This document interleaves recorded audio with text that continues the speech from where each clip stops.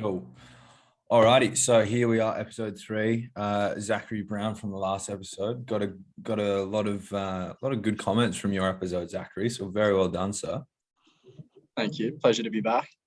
And we've got one of my best mates in the world, Finley Hayhurst, and also NFT expert.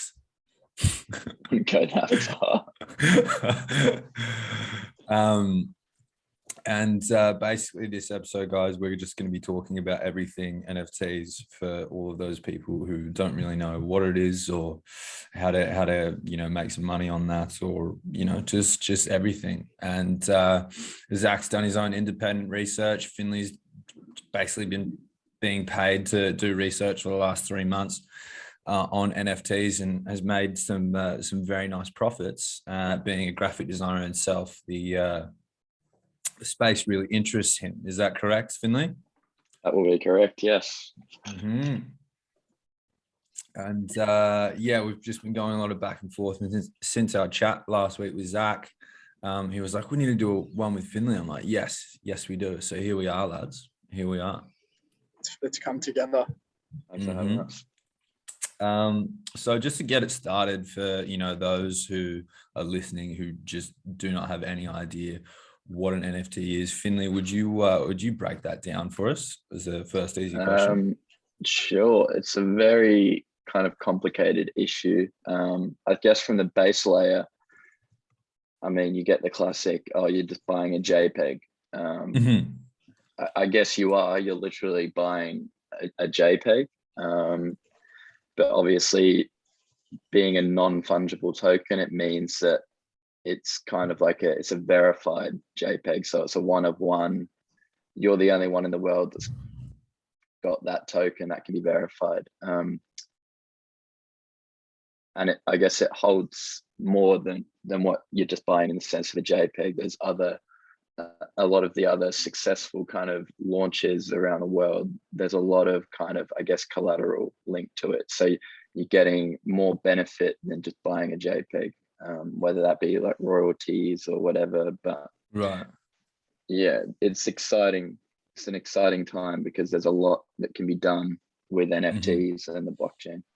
And it's not like instantly liquidable as an asset, correct? No, it's a fairly illiquid asset, I guess, at the moment because it's so popular. It's more liquid, but I guess like the market, it does go up and down. But yeah. Right now, I guess. But like now, in terms of like, people can buy Bitcoin, and Zach, you might want to weigh in on this. People can buy Bitcoin and you can just immediately sell it for, or you can immediately exchange it, for, USD or anything like that. Being a non-fungible token. Zach, do you want to break into the economics for us, sort of breaking that down a little bit? Like in regards to the liquidity of it? Yeah. Sure. Sorry. Just because I've heard some people be like, I've bought this. Like, where's my fucking money, basically? Okay, yeah. I think Finley would be a bit more well placed to answer that question, but I'd have to assume that, and this is just conjecture, because I've never really delved into the NFT space. I've delved into the cryptocurrency and like decentralized finance spaces.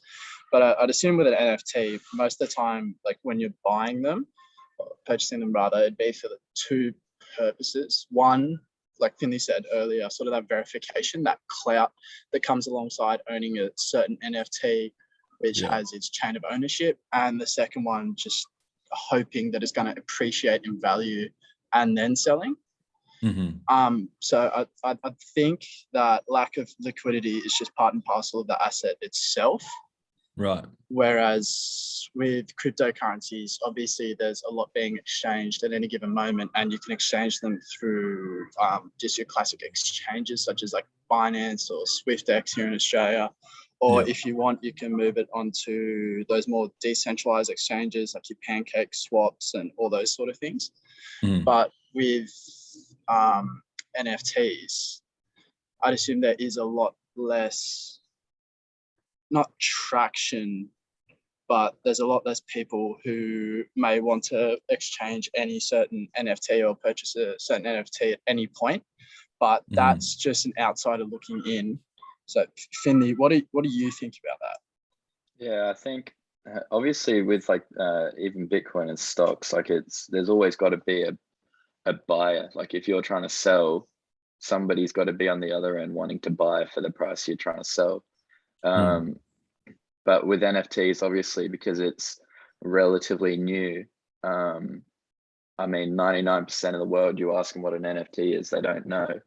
And then the other 1% will probably just be like, well, I'm buying a JPEG. So there's not many buyers, but I guess right now in the whole grand scheme of NFTs, there's definitely a lot more people now than there was.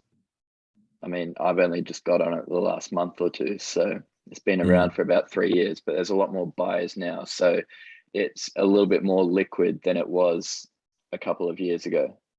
Yeah, that's an interesting point. And I saw a statistic in a bit of my previous research I did on, NFTs, and most of them traded on OpenSea. That's correct, isn't it, Finley? Yeah, so OpenSea is like the main one for Ethereum, and now there's different ones popping up for all the NFTs on the different smart contracts and the different blockchains. Right, interesting. Sorry, but go Zach. I was going to ask, do you know if they have any on like the Binance smart chain at the moment? Yeah, so I've actually the one I've got that's kind of linked to the Binance one is called CryptoZoo, and they've got their own token that's obviously you buy on the Binance smart chain, which I mean all these different ones are popping up obviously because it's cheaper for the buyer to buy it in gas prices. So on the Binance smart chain, the gas prices are a lot cheaper than what they would be on Ethereum. Really? Why are the gas prices a lot cheaper? So basically the way Ethereum and Bitcoins were built, they weren't built for such high traffic. And they also weren't built to be kind of like a stock market. So they've only got, so Ethereum. Wait, sorry. I'll track back. For those that have no idea what we're talking about, what is actual gas pricing? Okay, so gas price basically is you're paying the fee for all the computers around the world to verify your transaction to make sure that you've got the money. So your transaction is bouncing between different computers that are approving what you're trying to buy, whether you've got the money for it, and it's actually, I guess, legit. So it's doing what the banks would do, I guess. Right. So you're paying the people to approve the transaction, basically. To approve the transaction. And okay, interesting. And this and the gas pricing within the Binance chain, I'm not sure if I'm saying that correctly, but I'm just saying it anyway, is a lot cheaper than the I don't know what the Ethereum chain is, but I'm guessing that's blockchain or whatever. Yeah, so back to what I was saying, the Ethereum smart chain can only handle 20 transactions per second. The Bitcoin's a lot less, 5 transactions per second. So basically because that's such a low number, whereas something like Visa is 65,000 per second, I think. So what that causes is what they call gas wars. So if you were making a transaction, Orlando, and you didn't want to pay much in gas prices, so you set the low amount, that would obviously be less of a priority than someone that came on. Like if I came on like a minute or two later and put a medium or high gas price, mine would end up going through before yours, even though you had done the transaction before. So it's whoever's paying the most money in gas is going to be put through in that block of 20 first. Right. And Zach, are you aware of any like sort of regulations around that? Because that sounds like something that could be easily exploited. Gas prices. Yeah, like gas pricing, anything like that. I'm not aware of any regulations I don't. It's all these decentralized blockchains, like that. It's just part and parcel of actually running the chain. Like you need to pay these gas fees to ensure that all the nodes that are verifying that transaction, putting it in the block, can actually verify it and keep the blockchain running. I don't think it's too much of an issue, like especially if you just sort of conceptualize it as GST, as you would have like a normal transaction. Oh, I get it. Yeah. Yeah, you always have to pay that gas. It's just how these blockchains run. And like Finley said, the more transactions a specific blockchain is able to run, the lower the gas fee is going to be. Like on Ethereum, I think if we want to run a transaction, it's normally, correct me if I'm wrong, maybe like $80 Australian, but in ETH. Easily, yeah. Yeah. But on Binance Smart Chain, like if I want to exchange some of my Pancake Swap tokens for whatever, say not Solana because it's not on that chain, but some other token, I think it's costs 0.0013 Binance Smart Chain coin, which ends up being like 15 cents, just to put it in reference. So the same transaction on an Ethereum Smart Chain, which costs 80, will cost 13 cents on Binance. Yeah, and the other thing on that, the thing you're seeing now that's coming out is all these blockchains. Obviously, the more popular NFTs are getting, the more you're seeing like Solana have just came out. The reason they've got so much traction is because their gas prices are the lowest due to the fact that they can handle, I think it's 70 or 75,000 transactions per second, which is even more than what a Visa transaction is. But now you're seeing like Ethereum announced probably like a year ago now, and they're still in the process of bringing it out. I just read about it last night, Ethereum 2.0. Yeah, so they're updating their smart contract to be able to handle 100,000 transactions per second. When's that projected to launch? Obviously with the blockchain, there's no official date. But they released like the first stage, I believe, at the start of this year or at the end of last year, December 2020. And they're hoping to bring it out by 2022, I think. But that's subject to anything in the blockchain. Just something I'd sort of like to touch on while we're here discussing this. And I have to clarify with you too, because my knowledge on it is a bit shaky. But with the blockchains and verification, there's a couple of different ways that it can be done. So I think on the Bitcoin blockchain, it's proof of work is sort of used as that's the consensus mechanism. And then on Ethereum, is it proof of stake or is it still proof of work? I think it's proof of work, but I think 2.0 is going to change it to proof of stake. Yeah. And then Solana, which is the blockchain we were talking about earlier, which can run upwards of 70,000 or whatever it is transactions a second. They've come up with like an innovative new one called proof of history. So they can, it's actually, so just sort of to bring it back to make it easier for the listeners, and please chop and for me, please, I have no idea what you're talking about. So what's this proof of stake, proof of what, proof of bullshit business? Go on. Okay, so fair, very fair. So when you're validating a transaction on a blockchain, there's a consensus mechanism that is used on a blockchain to ensure that block fits with the last block. And so just like a very brief rundown, and Finley, feel free to interrupt, please, if I get anything wrong. You know more on this subject than I do. You're teaching me right now. Okay.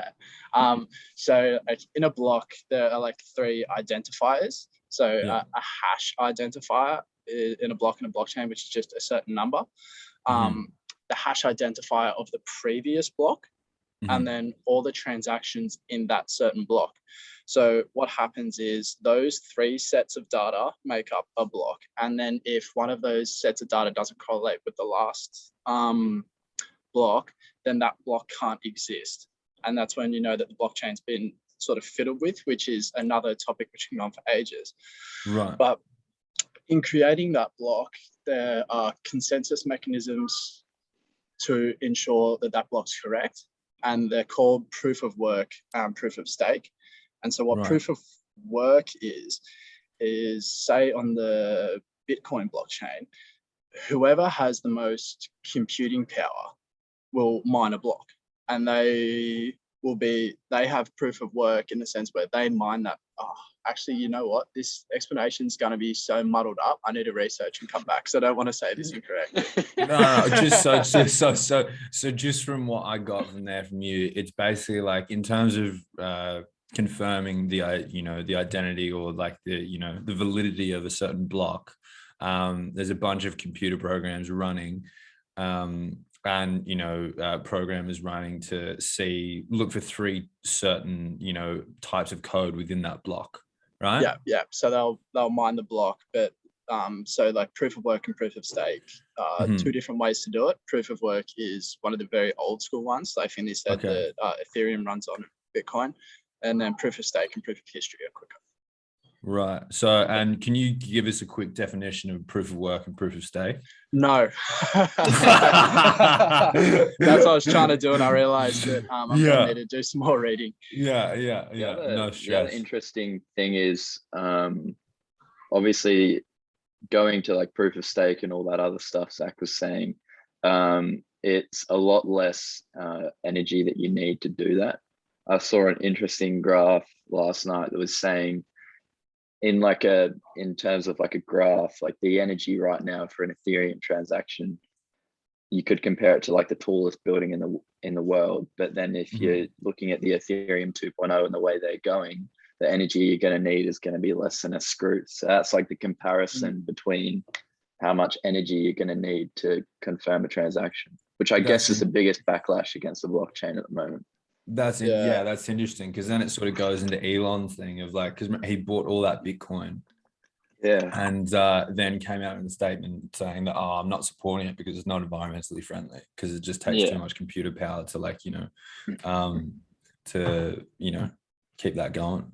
Did Bitcoin tank after that? It dips a bit and then it just went straight back up, of course. Yeah. Right. Classic Elon. You smart man. Probably sold it in one account and then bought it in another. That's what I was thinking as well. Okay, so I want to dive into sort of what makes sort of NFTs valuable and what we look for in different NFTs, because a lot of people would probably be listening to this in terms of, or maybe just two, but some people would be listening to this thinking, okay, but how do I actually make money off this, investing in NFTs, and what should I be looking for? Because they're just JPEGs to 99% of society. So how do you know? And a lot of them are like really shitty, funny JPEGs. So how do you know you're going to make a profit off that? And I'd love for Finley to sort of give us a good explanation. Yeah, well, it's a very answer. That question could be answered. It's a long answer. I've got time. I guess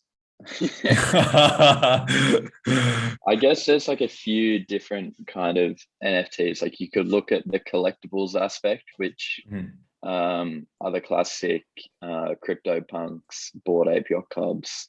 It's just like it's 10,000 different avatars, I guess, that people can put as their Twitter handles. Like you see Steph Curry and all those basketballers now buying Bored Apes. They're putting them as their profile picture. And then obviously you've got like the artists releasing their own artwork that you can buy into. And then there's just other stupid stuff. Like there's all these little JPEGs selling right now where they're just words. Literally they're just like 10 words on a black piece of paper, and people are spending like 3,000 on it. But from the outside that may look stupid, but the more you do your research, and I guess that's where everything on this space comes in, like do your research before I guess you shit all over it. Or buy into it. Do your research before you buy into it as well. But the whole concept behind what you're buying is kind of what you're buying it for. So you're not buying it for its JPEG sense. You're buying it in hopes that obviously it goes up in value, but there's a lot of these projects coming out now which offer you perks and benefits for buying them. Like it's your ticket into, I guess, an exclusive club. Right. Okay. And when you look at an NFT collectible, like there's 10,000 of them, but you see most of them only have like 4,000 unique holders. So out of 7 billion people in the world, you're part of such a small club that gives you, I guess, perks. Like you look at the World of Women one, they've got little benefits in there for owning some of their NFT collectibles where you earn royalties on all the secondary sales. You get to choose on all secondary sales. Yeah, so out of the 10,000, there's only a certain, they have like 3 different clubs. It's like the Royalties Club, the Investors Club, and the Curators Club. And the Royalties Club gives you 50% of all secondary sales. So World of Women get 4%, which means that all the people that are a part of that club get 2% of all secondary sales. Right. Okay. And then the Curators Club, they get to choose a piece of NFT art below a certain price for the World of Women fund to invest in. So the money they're getting, they're kind of reinvesting it back into projects done by women on the blockchain. Hence why it's called World of Women. Right. Okay. And then the profits made by those investments go to the Investors Club. They get distributed to the members of the Investors Club. Which, when you break it down like that, you compare that to people thinking, oh, I'm just buying a JPEG. You're not really just buying a JPEG. You're getting all this other stuff from it. Right. Okay. A quick question. In relation to the Investors, Curators, and what was the other club? Royalties. And Royalties Club, are those specific to the World in Women NFTs, or are those clubs for all sort of NFT launches that there are? Yeah, it's a good question. No, that's just for the World of Women, but that's just one example of, I guess, the benefits of an NFT. Like there's a whole, you're not just releasing the artwork of an NFT. If you can incorporate some sort of benefits into all the people that are buying your artwork, then not only do they see value in the fact that if you do have a long-term kind of play, your NFT will more than likely go up, but they're also benefiting from it straight away. Yeah, that's interesting. So it's like not only is it art, but it's implementing like a reward system within the art that you buy, that, you know, the digital art that's the NFTs. Yeah, for sure. And they're also, like, I guess the whole kind of what it used to be in the past, especially with like video games and stuff like that, it was, you had to pay to play. But now with the blockchain, it's basically allowing people to come up with, play to earn. So a lot of these NFTs that have been out, like I think Cool Cats are doing it where they're releasing a play to earn. Crypto Zoo are doing play to earn. So basically by taking part in their apps and the little games they're going to create, you can actually earn actual tokens, which can be obviously then be transferred to real money. But whoa. Okay, so like Axie Infinity at the moment? Yeah. So Axie Infinity were like one of the first ones. And all these other ones now, they're releasing they call it a DApp, so D app. Is that just decentralized app? Yeah, decentralized app. Right. So let me get this clear, just for me and my Neanderthalic mind. So they're releasing these NFTs, and if you have one of these NFTs in terms of the video in association with a sort of video game on, you know, that's included within decentralized finance, that you can play to earn certain tokens within that video game that actually can be exchangeable for real world money.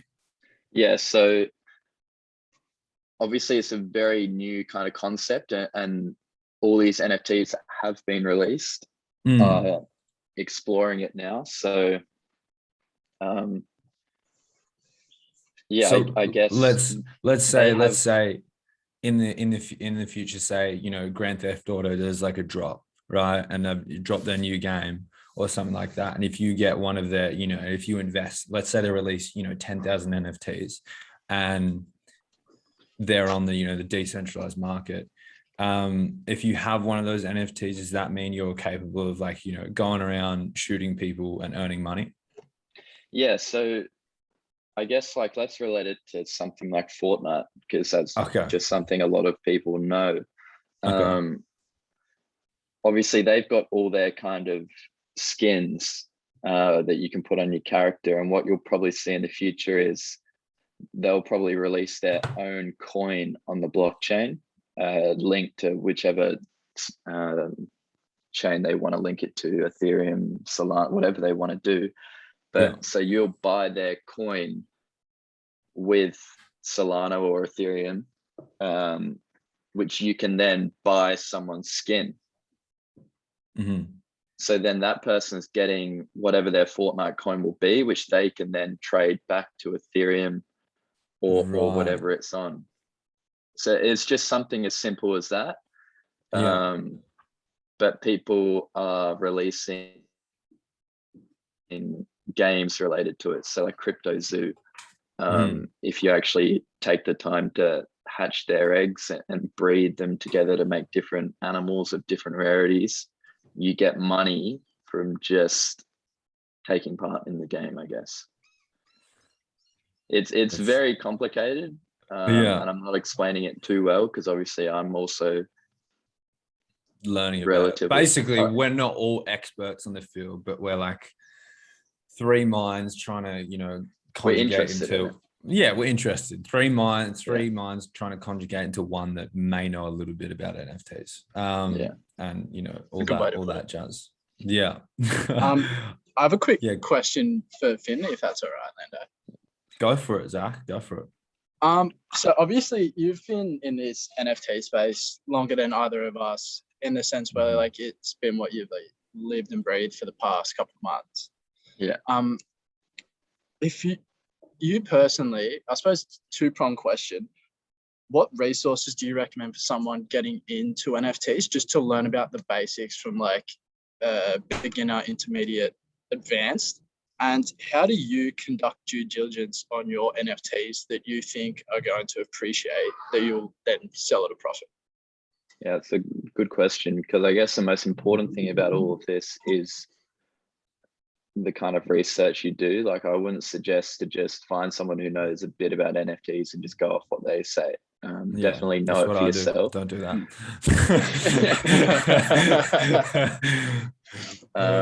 But there's websites like raritytools.io.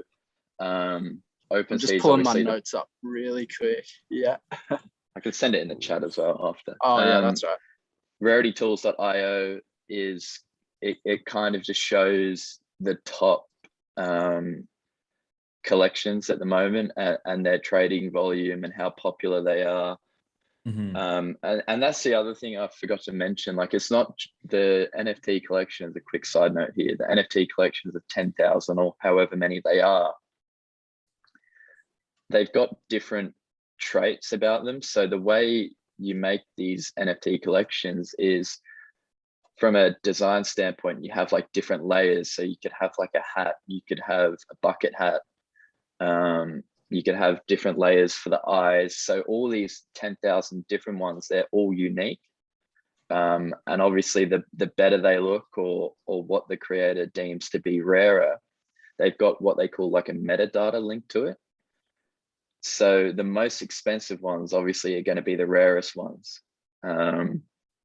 And that's something like Rarity Tools. Like, if the NFT collection is on Rarity Tools, you can actually see the rarest ones ranked from 1 to the lowest one they'll be. So that's, I guess, is good for that as well. OpenSea is like the market for Ethereum, and you can go onto there and you can see the top trending ones. But I guess like the main, if you do want to get into this and actually, I guess, see benefits from it, you do have to spend your time on Twitter and Discord, which I guess they're like the hub for NFTs.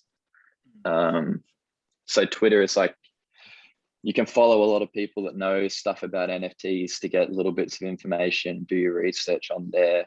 You can actually follow the NFT collections themselves. But then Discord is kind of like, I guess, it's really just like a Facebook chat, but it's got, so let's say like Crypto Dads, for example, they've got like a little community. That's like a bunch of NFTs, correct? Just confirming for those who don't know. What's that? That's Crypto Dads is like a whole bunch of NFTs, like an NFT. Yeah, Crypto project. Dads is an NFT collection. There's 10,000 different looking dads. Awesome. But like the whole community behind the project is what makes NFTs so exciting. So if you wanted to experience it for yourself, you look up these NFTs, you can go on their website, or even on OpenSea, if you do click into their collections, it's got a link for their website and their Discord at the top right. And if you jump into their Discords, I guess you can really see the power of communities behind NFTs and the excitement behind it. Like Crypto Dads is a good one. Obviously, Bored Ape Yacht Clubs have a lot of people in it. Right. But all these kind of NFTs, they build their communities on Discord. Yeah. And they can have like different servers in the Discord where you can talk about different things. Right. You can get a lot of good information from people, but I guess be careful on the Discords, because then you get a lot of people. I mean, just trying to hype it up and trying to hype it up. You get 5 to 10 people each day trying to pawn off their own collections, trying to scam you. That's the other thing as well. As good as it and as exciting as this space is, there's a lot of, I guess, scammers out there. So if you do want to get into it, be careful. Like, no one's going to give you free money. No, if someone asks you to buy something off OpenSea saying it's a limited collection, it's not a limited collection. They're just scamming you. Oh, that's a very important note. So would you say, Finley, one of the most important things about potentially investing into an NFT or an NFT, collective such as Crypto Dads or something like that, is the strength of the community within Discord? Yeah, so I guess there's a few aspects when I look at which NFT collectibles I want to invest in. Obviously, when I first started, I tended to just look at the numbers in the Discord, but the more you actually are active in the Discords, the more you can see like the marketing come into play, where they do invite contests. So like the most people you invite, you can win a free NFT. And I guess then that's not genuine traffic in the Discord. So you could have like 30,000 people in the Discord, but there's only like 3,000 or 4,000 that are actually invested in the idea. So spend your time in Discord and see whether it's genuine traffic or not before you just look at the numbers in the server. Do your research on the website of the actual NFT and look into who's created it and what they've kind of done before. And I guess from a designer's aspect, one of the main things I'd probably look at is how good the NFT looks, because at the end of the day, if I buy an NFT that's not necessarily performing well, but I like the look of it, then I'm happy to hold on to it. And I don't necessarily mind if it goes down, because I like the NFT at the end of the day. Right. And this is one of the questions Zach and I sort of touched on lastly on our podcast. But I think in terms of NFTs and the actual art, like a lot of the things that have been selling I think the main interest that it has to the general public is that they would spend 24 million on an 8-bit man smoking a joint. JPEG, right? And as a piece of art, it's not really that, extravagant or something you would think someone would spend 24 million on. So I have my own theories on that last sort of chat I had with Zach, but Finley, could you, and or Zach, if you want to chime in, could you give us like an explanation as to, like, obviously you were talking about the, you know, the quality of art just then, but for, you know, for the crypto dudes especially, you know, it's not exactly hard to make one, but they're selling for so much. Could you explain as to why they're so valuable? Is that the Cryptopunks you're talking about? Yeah, the Cryptopunks. Yeah, Crypto dudes. crypto dudes. Yeah, such a nice. I guess like being a collectibles, like it's kind of plays into the market of, I guess, people collecting things in real life. The reason kind of CryptoPunks is as big as it is because it was one of the first collectibles in NFTs ever. So the NFT collections you're seeing now that are worth like 100,000 for like the minimum one you can buy, they're the first ones to do. I guess the CryptoPunks are the first NFTs, and then you're seeing like the other ones like Bored Apes take off. World of Women will be another big one because of their idea that they put behind their NFTs. They will be one of the first ones to do that. So I guess like the reason CryptoPunks is big is you're paying for a slice of history, really. Like when you look at just art collecting in general, when you look back to, I mean, you've been to a few art galleries where people have paid like millions and millions of dollars for like a picture of a square. Like someone's just painted a yellow square on a canvas, but yet someone's paid millions of dollars for it because it was one of the first. Okay. And because of the story behind that painting, in it being like, you know, a Rothko painting of, you know, him being a, I mean, you know, some of them don't have any story behind them apart from the fact that it was a dude in the studio wanting to paint a yellow square just to shit all over all the other pictures in the art gallery. But yet someone finds that funny, and there's going to be NFT collections coming out. Like now you're seeing the words on a black square that are selling for thousands of dollars. People are buying it because one, they've got the money for it, and two, it's funny. Like people are looking at it going, why would you do that? Why not? That's the internet, right? Exactly. Yeah, I remember seeing I was on OpenSea not yesterday, actually, a couple of days ago, just scrolling through, and there were some interesting ones. I was having a look at some Aussie ones. It was sort of a release of all these different types of chickens with all of those traits that Finley was talking about earlier. Some had hats, some had this. And there was one, it was just like these 8-bit chickens. One was drinking a VB and punching a dart. And that one, as like an 8-bit chicken, was priced at, I think, 5 to 10 times all the other ones. Yeah. Like, obviously, like Finley was saying earlier, someone's got to find that funny. I mean, I bloody well found it funny. And they're going to pay for it. Yeah, exactly. It's kind of like a meme in a way. You're paying for a meme that other people, other people are going to come across and find it funny. Yeah, you're quite literally investing in humor. Yeah, you really are. But I guess be careful because there's a lot of, I guess, the classic NFT right now is just releasing a cute, funny animal, and you're releasing 10,000 different ones of them. Yeah. No, I definitely feel you there. And at the moment, the NFT space is pretty heavily concentrated on, you know, digital art, but it's sort of slowly making its way to, you know, music and different forms of art. I'm wondering if I could hear maybe, you know, both of your theories on how far this technology could go in terms of, you know, advancing artists and really, you know, cutting out the middleman in terms of, you know, studio executives or, you know, record labels taking, you know, hefty fees for the artist's creation just to distribute it properly to the right distributors to get it to the consumer. I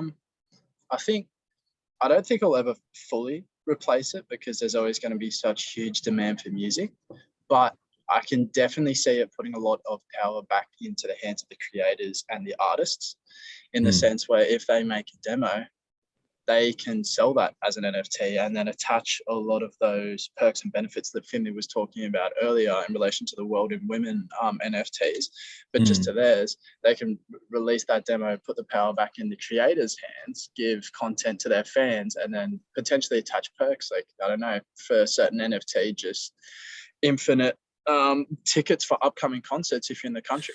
Just show them the NFT and get that in.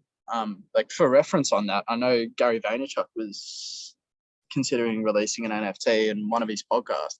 He was talking about how one of the perks that's going to be attached to that NFT is that that person could come front row at any of his keynote speeches whenever they're nearby. All they have to do is show that NFT upon entry, and they'll let him in. Wow. Like, there's he's actually released, I don't know if you've seen it, Zach, but he did release that NFT. NFT. It's called V Friends. Let me look up the price it is for one right now. It's pretty funny. That's interesting. I think 14.99 ETH is the cheapest one you can buy. 14.99, which is 70,000 Australian dollars. How much is one of that? Oh, okay, is that the floor price? Is that the floor price? Yes. That is the floor price. Let me just for those who don't know, in terms of, just that for the definition of a floor price is basically the lowest price that you can get a certain collectible for, which is something I found out through Finley, and I'm just pawning off that knowledge as my own. So if you have a look at the chat, that's what a V-friend looks like, just one of them. Right. Interesting. We'll put that in, right. Oh, right. Interesting. So just like so basically, for those who obviously can't see, because this is a audio podcast, it's like a little 5-year-old's drawn a squirrel. But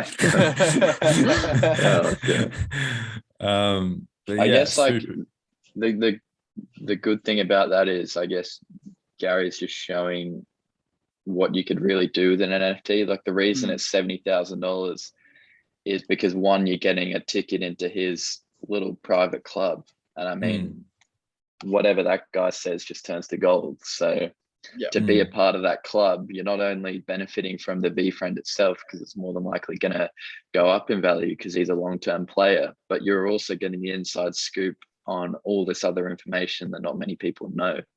And there's been a few NFTs released where if you're a holder of a V-friend, you can mint it for free just because of the power Gary has.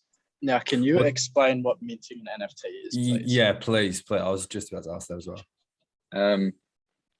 Minting an NFT is like, so if you got a collection of 10,000 of them, the primary sale, if you manage to buy one of however many there are, when you first buy it, you're kind of minting it. So it's like an official mint on the NFT that kind of verifies. Also, like starting the bloodline of the NFT. Yeah. So when you're buying a secondary sale, you're just buying the minted NFT. You're buying the official NFT. Okay. So when they're initially released, they're not minted. It's just that first purchaser. Yeah, I'm pretty sure. I guess when you're buying it on the primary sale, you're minting it. That's what they kind of call it. Okay. Yeah. Okay. Interesting. And so with the, I'd love to hear more of your theories on the legal side of the NFT, Zach. Like, obviously there's a lot of, because a lot of these NFTs are selling for, millions and millions and millions of dollars. And lastly, you came up with a sort of idea on that being a form of, maybe tax evasion for the super elite. I'm just wondering as to, if you've done any more research on that, or your theories on that. I've done a little bit more research. It wasn't in relation to NFTs. It was in relation to tax evasion for art generally. Right. And so I'd say it's more tax avoidance than tax evasion, but you can see, like, from what I can tell from art tax evasion, it's more of the case of not avoiding tax completely, but making, like, say, purchasing a certain artwork and then selling that artwork, making that be a capital gains tax event rather than that being part of your personal income. So if that's a CGT event, it's taxed at a lower marginal rate, depending on whether or not you're a company or a person, than it would be if it was part of your like income. So I could see if you were and there's a point in the ATO's sort of like practice notes and guidance notes where they say if you are trading consistently, whether it be just standard securities or cryptocurrencies, that becomes your main form of income.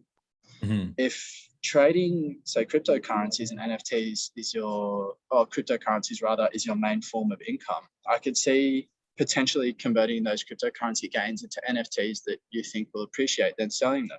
You won't be taxed at, and this is just from what I can tell, because there's no guidance on NFTs by the ATO yet. Yeah.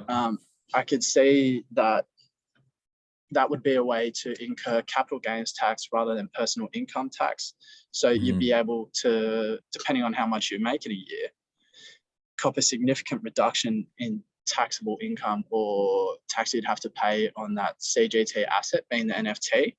But once again, the ATO hasn't provided any guidance on it. They've done well with cryptocurrencies, but that's about it at the moment. Right. Interesting. So there's obviously still a lot more regulation to come in terms of, the ATO figuring out what to do with that. Yeah, because the ATO taxes all cryptocurrency transactions as capital gains events. So if you transfer, like if you make money on Bitcoin, then sell it, that's going to be CGT. If you sell a cryptocurrency for a cryptocurrency, that's going to be a CGT event. And then obviously if you're only trading cryptocurrencies, it's going to be taxed as personal income. But yeah, it'll be interesting to see how the space develops. Yeah, sick. That is, far out. Go on, Zach, sorry. One quick thing, actually, the thought just came to me then, so it's not going to be too well thought out. But I've noticed a lot of people, especially with the NFTs at the moment, or a lot of like media pundits and journalists are saying that it's sort of rife for, let's just say like racketeering and rife for no-gooders to come on and use these cryptocurrencies and NFTs as a means of sort of pushing their own agendas, like to keep it very, very vague, just to do illegal stuff, let's say. Yeah.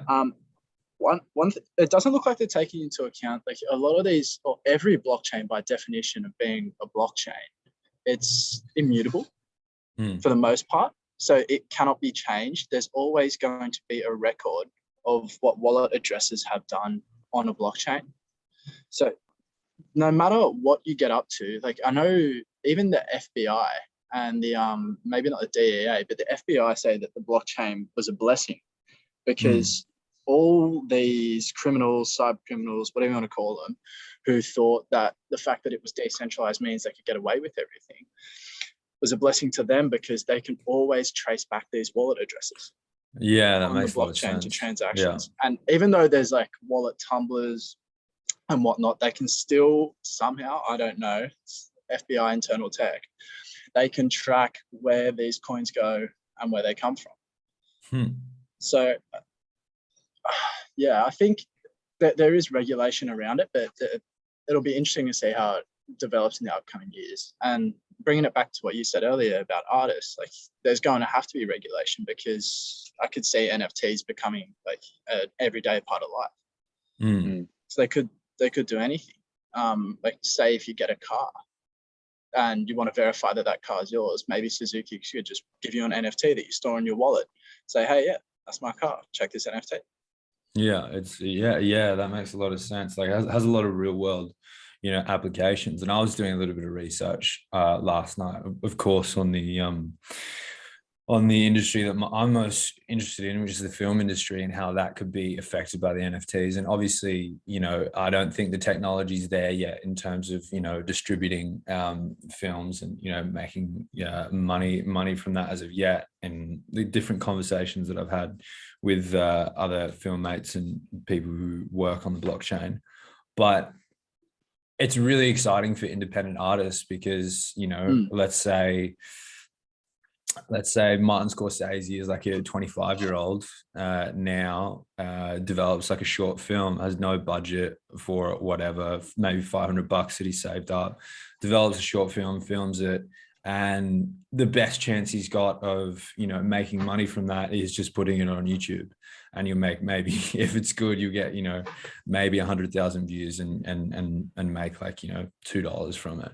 But I think in the future, in terms of having that as a possible NFT, is like a whole new way for, you know, filmmakers to make money from that. Yeah, And it's just, that's like a new form of like capital raising. Exactly. And especially for filmmakers and actors alike, right? Which is the thing I find most interesting. There's a lot of barriers you need to break to get towards the general public, to get your film out there, because it's so heavily reliant on marketing and, you know, whether it's won awards at different film festivals and things like that. But if people are actually just interested in you as an actor or a filmmaker, they won't anymore have to, be like, oh, he's won at Sundance and it's done this and it's done this. So then, you know, Warner Brothers Studios will invest, you know, $50,000 into marketing to get your film out there to everyone. Whereas now, if people can just buy the NFT, they can invest in you as a filmmaker, right? Yeah. It's a good point, and it kind of links back to what Zach was saying earlier, where it's putting the power back in the creator's hand. Because what you were saying, Orlando, like now, if you did want to kind of get your name out there, you'd upload it to YouTube.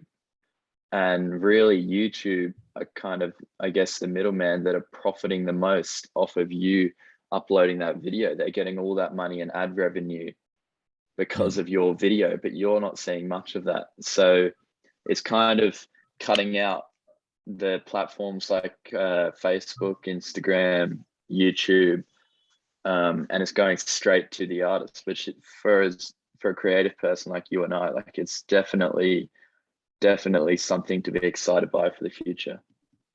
Oh, for sure. And, you know, I mean, right now it's very hard to pick where, you know, and I think the notion, sorry, I'll just track back. I think the notion of how, you know, previous creatives come up is through like a lot of luck and talent and hard work, but it's also a lot of people opening the doors for them in terms of big studio executives or, you know, record labels that are giving artists the ability to distribute their music to the, you know, the wider generation. I mean, Spotify at the moment, you can't even have a single on there unless you have, you know, a distributor or a record label behind you. Actually, yeah. Okay. You can release podcasts, no worries, but in terms of actual music, you need a distributor and a record label. And a lot of those gatekeepers are obviously making a lot of money off these artists. But I think in terms of the, you know, the NFT, not only is like, oh, I've got this little, you know, video that, you know, someone who no one knows made. It's like, no, I think this is, you know, that good, or Finley's art's that good, or Orlando's movie's that good, that they're going to get better and better. And this will appreciate over time. Because, I mean, how much would someone pay for Leonardo DiCaprio's first short film? Or, you know, Pablo Picasso's, you know, one of paintings from when he was, you know, 22. That's actually a really good point. I didn't consider that. But I assume like most people have. I just didn't realize it till now that it's like you can also, while you're investing in the art itself, you're also investing in like the appreciation of the artist. Like you said, I just never considered that. The fact that you made, like, say you make a short film and release it on OpenSea as an NFT or like a GIF or whatever it may be. Someone buys it, it's like, oh, that looks cool. Then skip to 10 years later, forget about it. You're an internationally renowned actor.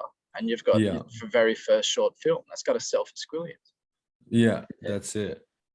That's so why really, that's why doing like your research, especially if there's any NFT, whether it be video, music, or a collectible, if the person you're investing in is kind of a long-term player, it's a much safer bet, because especially if it's their first NFT, like let's say Orlando does his first NFT short film and he somehow turns that into something people can buy on the blockchain.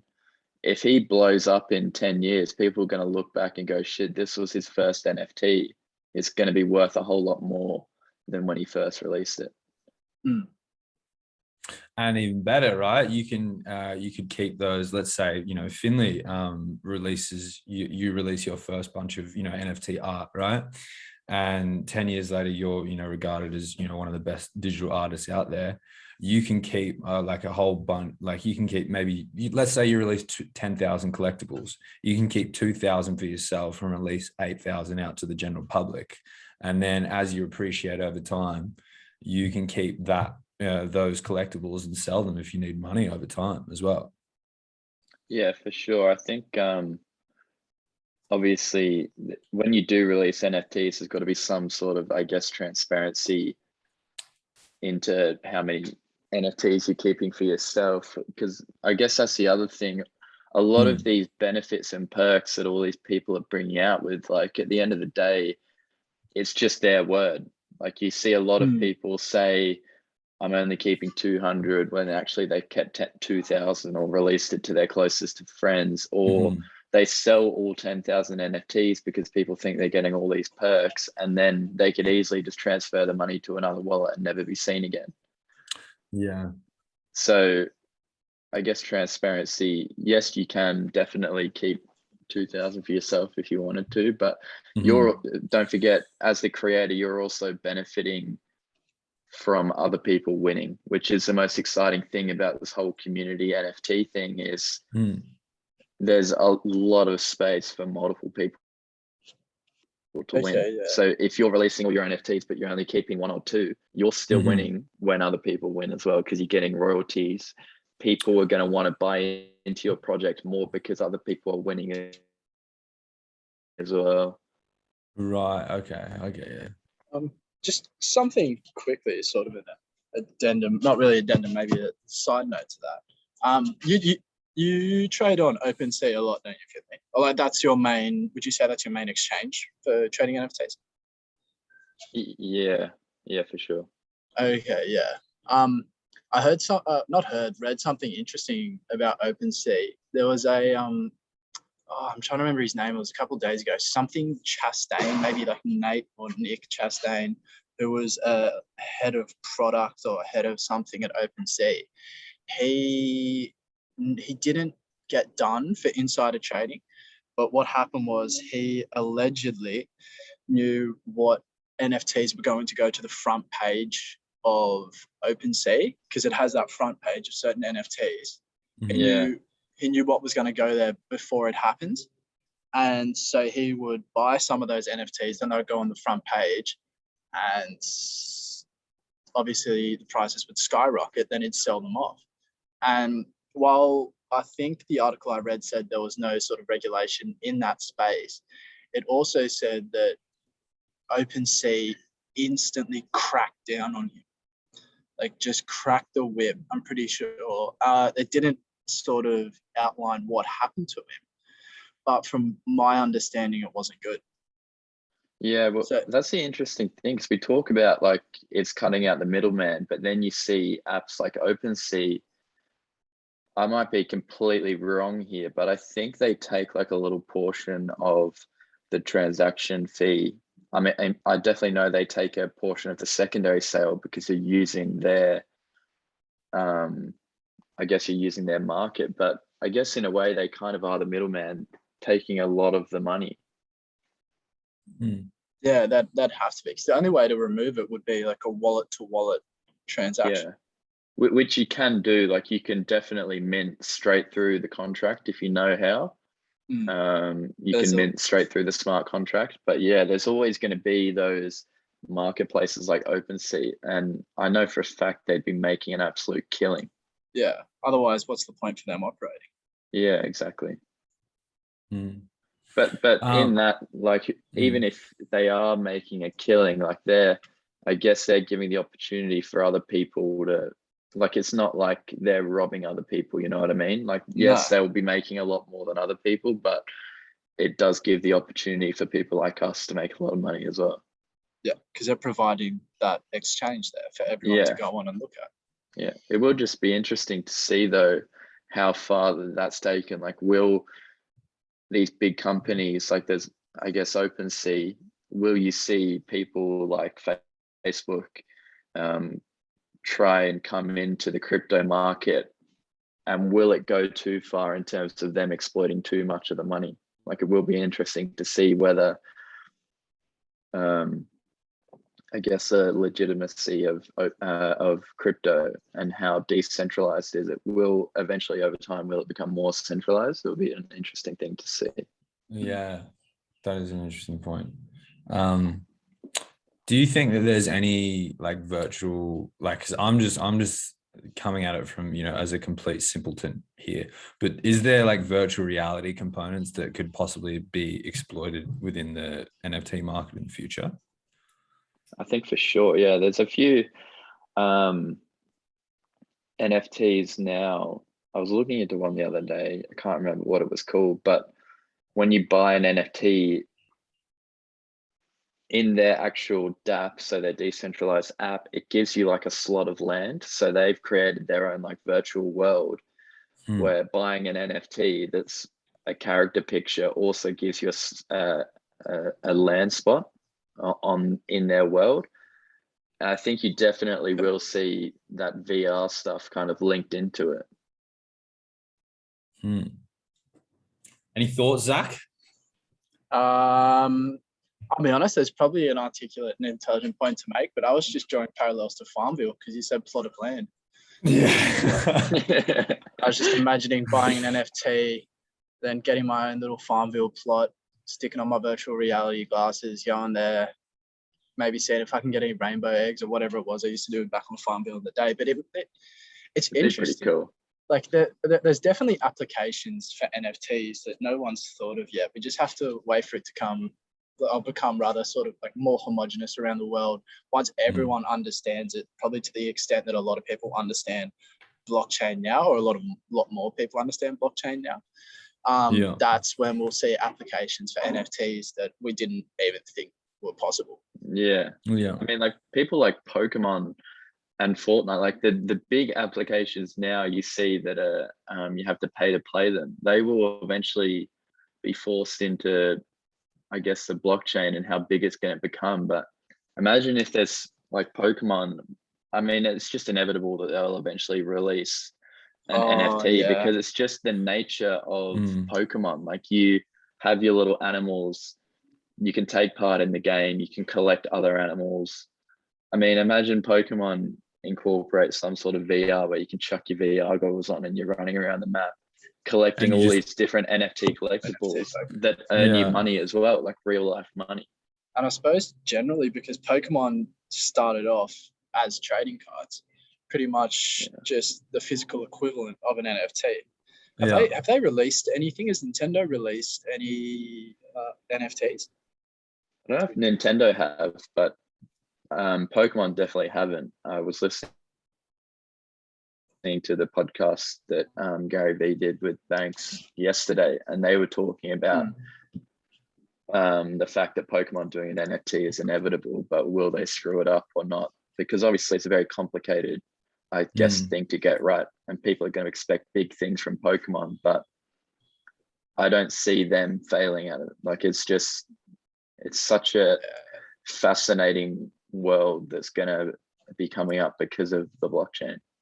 Yeah, it'll be interesting to see how it progresses the next couple of years. Like, it's going to be for sure. Zach, obviously, Finley and I can see some, respective links in terms of how we can use NFTs to sort of benefit our career. But do you think there could be any like real world applications in terms of, litigation? Very wayward question, I know, but no. I'm trying to think. Obviously, like I said earlier, there'll be applications for NFTs that we haven't thought of yet. There'll be thousands. In respect of litigation, the only thing I can think of, like coming off the top of my head, I'll keep this brief. So when you file documents with the court, you get a court seal saying that this is the original document, this is the first one, and it's required for certain proceedings. If you appeal it, you need the original documents. I could see maybe if like NFT processes in the next decade or so became not subsidized, but like everything cost less because we become so efficient at it. If you were stamping court documents and making originals, you could put an NFT on there, not necessarily like an NFT in the sense where it's like a cute little 8-bit chicken punching a dart, but like just an NFT court seal with the time and saying that yes, that is like, we may not even need physical originals in the future because law at the moment, especially with COVID, it's expedited it a lot. We're moving away from wet signatures, physical signatures. Digital signatures are now being accepted in a lot of places by companies. So I could see in the next 10 years that sort of NFTs could be used as a means for potentially executing or verifying legal documents. And just for reference, not specifically in relation to NFTs, but Hexa, which is Australian, actually maybe not Australian, but it's an application that Australian firms use for property settlements. That there's talks of that, and it may already be done, of that becoming a like form of distributed ledger technology. I'm not sure if it's a blockchain, but along those lines. So yeah, there'd be infinite applications, but we just have to wait and see what happens.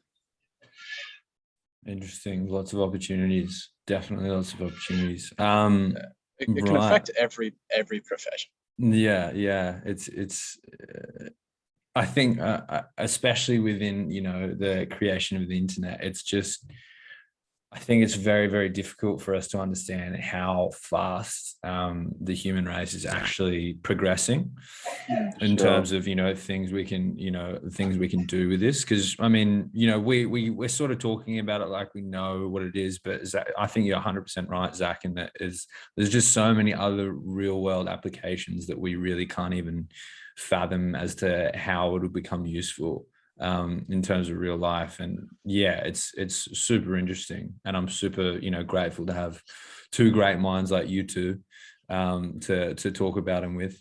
But do you guys have any other last questions or anything like that you'd love to talk about? Because otherwise I'm cooked for my questions.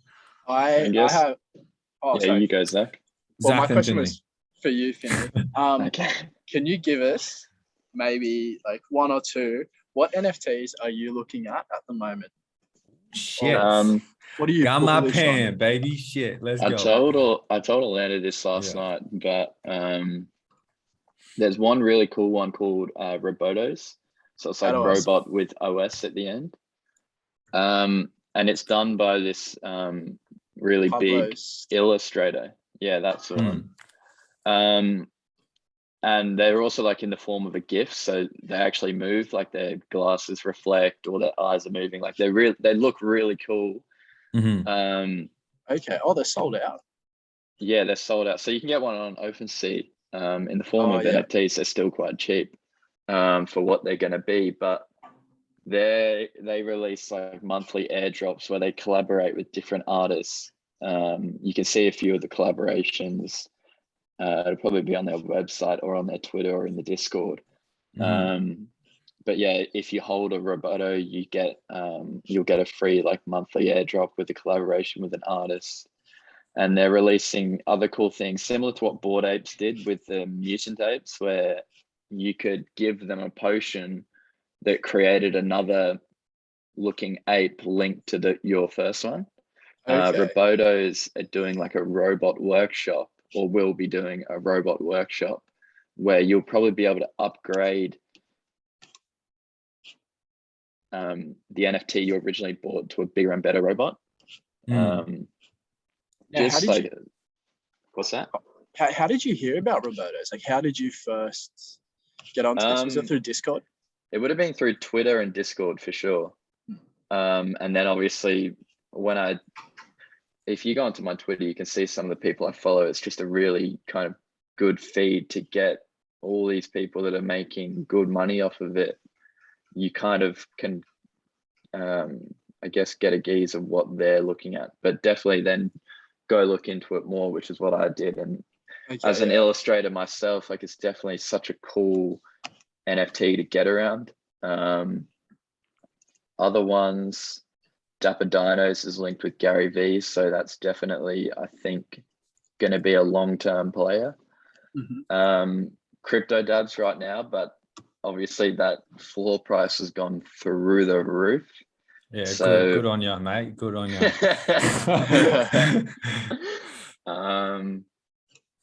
I am a big believer in cryptos too. I was telling Orlando this morning. There's a lot of kind of skepticism around it because their dev team hasn't been the most transparent. But I feel like that's because it's such a complicated process and it's going to be one of the first dApps released. I definitely think they will get it right. And because there's a lot of skepticism at the moment, I think it will pay off to believe in the project. And they have their own coin on the Binance chain, so you can buy it from PancakeSwap, and it's relatively cheap right now. I did make a bit of money on that when it first came out. What others? I mean, the ones that are way out of my price range, obviously, World of Women, On One Force, Bored Ape Yacht Clubs. And then obviously, I guess you're seeing a shift in the NFT world now where we're going from cute furry animal collectibles, but real life artists are actually releasing their own NFT collections, which is cool as a designer myself. But also if you're investing in these long-term artists, then I guess there's only really one way up if they're going to be a long-term player. Like I was saying before, if it's their first NFT collection. I could go on all day, honestly. There's so many projects that excite me. Okay. What's for the listeners and myself? What's your Twitter, Finley? What is my Twitter? I will go on to it now.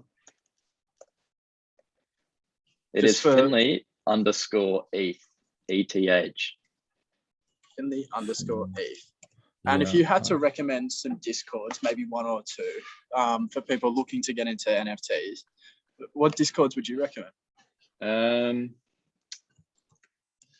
Discords, definitely the Crypto Dads one, just to see, I guess, the power of community. Like you can see all the different servers they've got in there. Dad memes, cave show off where dads can just flex how good their dad cave is. Crypto Dad Garage, they can just talk about their cars. Gamer talk, trading talk, like just the servers they've got in there are just extremely cool. So that's definitely one. Just in terms of like big projects, you can look at the Cool Cats and the Bored Ape Yacht Clubs. They've got a pretty busy community. V Friends, so Gary V's ones, he's actually quite active in there, and they've got a cool little thing on the left hand side, Gary V message tracker, so you can see all of his messages that he's saying. He gives a lot of his own knowledge on it in his own Discord, of course. Okay. Honestly, a lot of them are very kind of cool to look at, and the more you get into the Discord, the more you can kind of tell whether their Discord numbers are actually authentic or not. If you see a lot of people on there, I guess, talking shit about the NFT itself and how bad it is, definitely don't get around that one. But it's really cool to see the power of community, especially, I guess, the Crypto Dads one is really cool. Awesome. Right. Well, any other questions, lads? Are we all fed up? Yeah, I'm ready for a bit of breakfast, I think. Yes, and my brain's full.